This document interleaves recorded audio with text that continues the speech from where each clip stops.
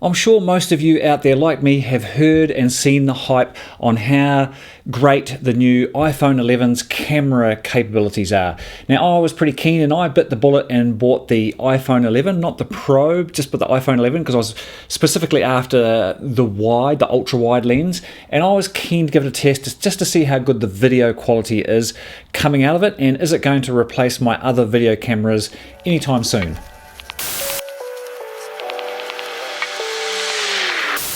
Now, as I just mentioned, I ended up getting the iPhone 11 and not the Pro, and the reason I did that is because here in New Zealand the iPhone 11 Pro is almost $1,000 New Zealand dollars more expensive than just the iPhone 11 model for that one extra telephoto lens, which I wasn't that fussed about, so I just went with this one.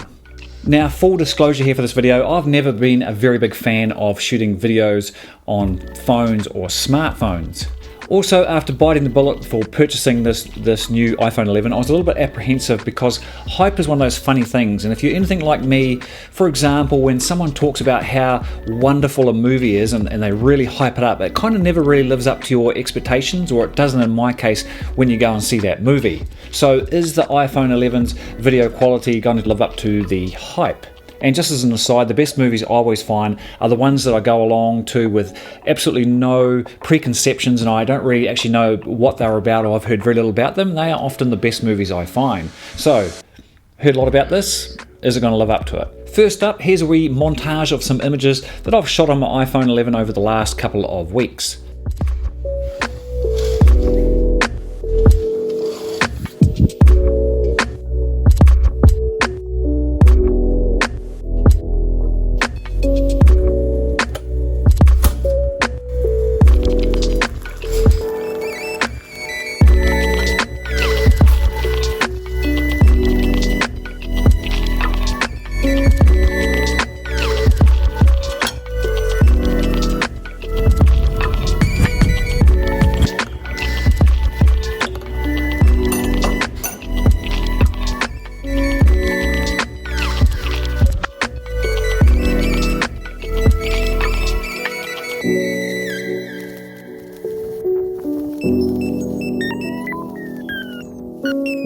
Now, to cut to the chase here, I thought I'd give you 5 things that I liked about shooting with the iPhone or shooting video with the iPhone 11, and 5 things that I didn't like about the iPhone 11 for shooting video. Now, starting with the 5 positive things, here's the things that I really liked about the iPhone 11 for shooting video. And number 1 was its ultra-wide lens. Well, that lens is basically an approximate 13mm wide lens if you're using the 35mm full frame format for trying to describe its focal length or focal width, and it has an f2.4 aperture.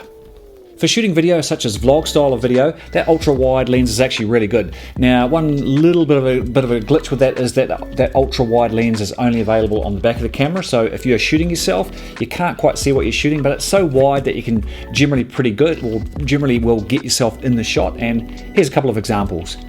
Now, a much heralded feature that this phone will probably get used for it's a perfectly capable vlogging style of camera, even though I can't see what I'm recording here. Obviously, I'm using the back wide angle camera, but yeah, it's a good option.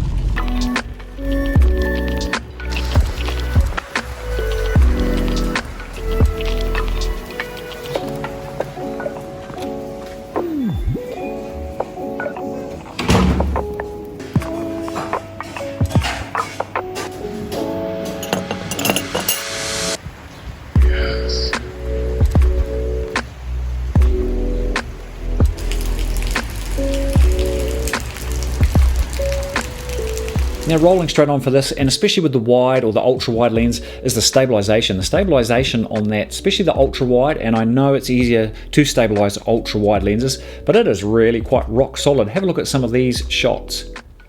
So that was my second point that I really liked about it. And the third point is 4K 60p video recording. Now that is amazing. A lot of the cameras that I have now, or modern cameras, still can't shoot in 4K 60p, and now you've got that essentially in the pocket of your jeans or your jacket or your shirt.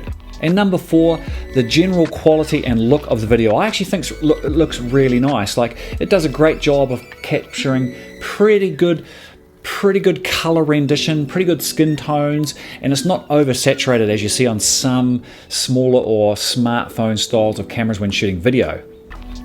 And the fifth thing I like about the iPhone 11 for shooting video is that it is the camera that you're probably most likely to have with you and on you at all times. So that was the 5 things I liked about shooting video with the iPhone 11. Now here's the 5 things that I didn't like about or using this camera or using this, I shouldn't say camera, using this phone for shooting video with. Number 1, now this is a big one for me, and it always has been when shooting video on phones or smartphones, and that's the form factor. It's just not great. It's really hard.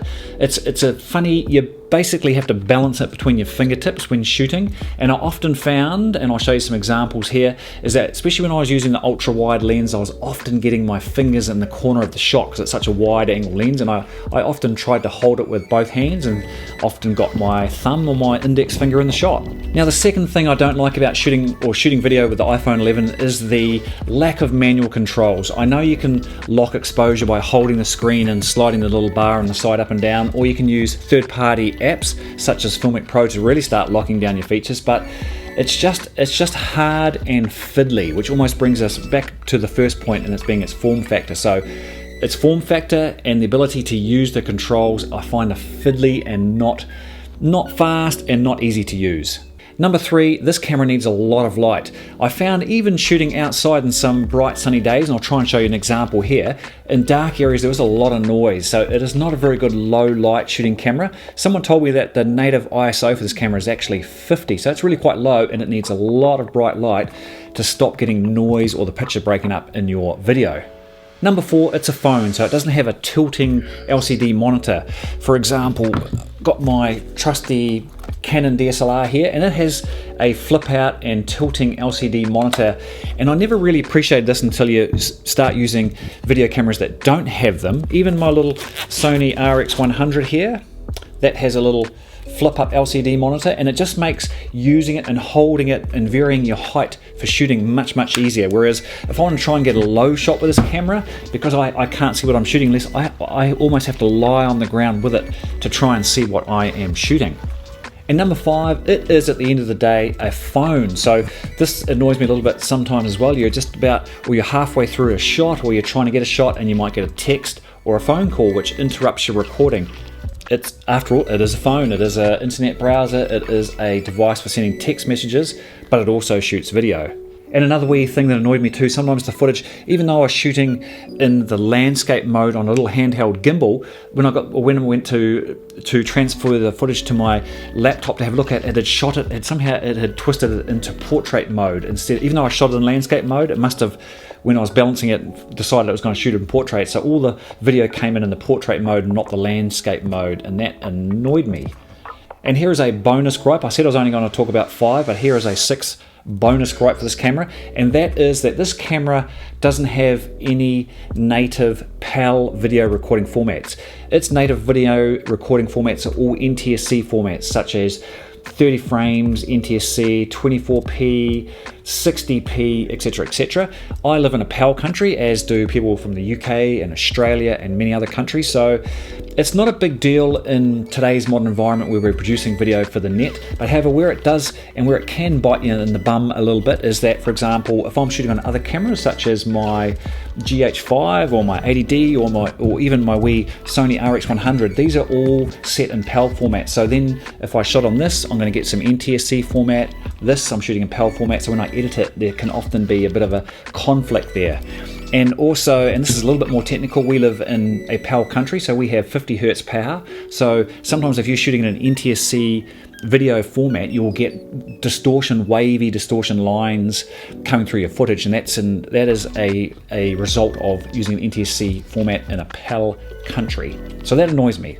And yes, I know that you can use third-party apps such as Filmic Pro to actually set your frame rates to a PAL format, but again, that's the fiddle factor, which I'm not that fussed about. Another thing I was really keen to try the iPhone 11 with is swapping it out in this very environment that I'm shooting in here. Now I'm recording this currently on my Panasonic GH4, which I've set in an NTSC 24p recording format, so it matches, all the video footage matches. So I am going to flick out this GH5 and put in the iPhone 11. Let's see what it looks like.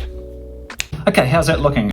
Now there's a classic example. Even though I had my iPhone on a mount on my tripod shooting in the landscape mode, for some reason and somehow the footage still got recorded in the portrait format. I obviously can't see this because I'm just shooting it with its normal wide lens, and I had to line it up on my daughter, who kindly helped me line up this shot. So this is the audio.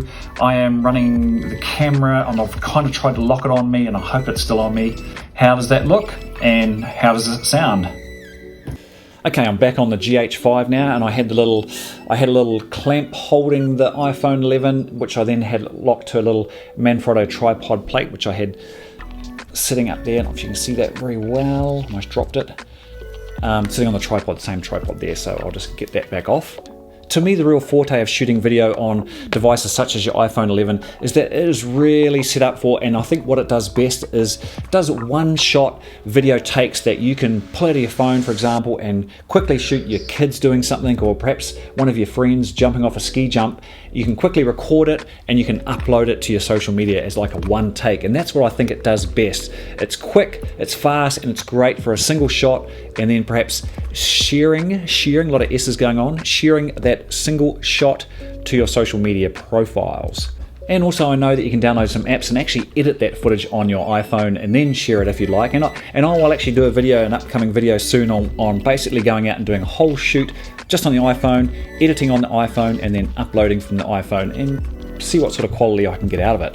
Now, as I alluded to earlier, the iPhone 11 is actually, it's not a cheap video camera. It is, for example, the base iPhone 11 Pro and the base 64 gig model is currently retailing for US $999. Now, for that money, I'll just check my notes here, you could buy the very good Sony A6400 with the 16 to 50 lens. I'm just reading off my laptop down here, for US $998. So $1 cheaper, you can get the Sony A6400 with that 16 to 50 lens, and that is a far better video camera. And also you could buy the newer Sony RX100 than I have. You could buy the Mark 6 for US $998. So all very similar priced. And I know they are not phones. They are dedicated or specific cameras. However, I'd much rather shoot on those any day. But if I wanted to browse the internet, make phone calls, and send texts, then this thing here is completely useless. So is the iPhone 11 going to replace my much bigger or more dedicated cameras for shooting video, such as my Panasonic GH4 or my Canons or my wee Sony RX100? And the answer is no, it is not. Not yet anyway.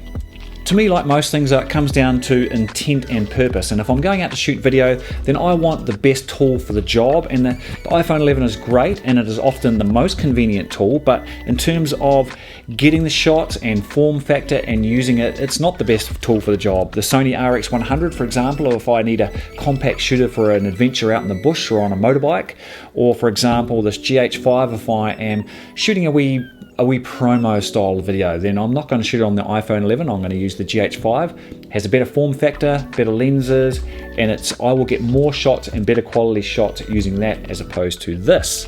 However, if I'm out somewhere, for example, with my kids and I want to get a shot of my kids doing a ski jump, for example, or perhaps jumping off the riverbank into a swimming hole, then the iPhone 11 is the tool for that, because I will most likely have it on me as opposed to having this thing with me.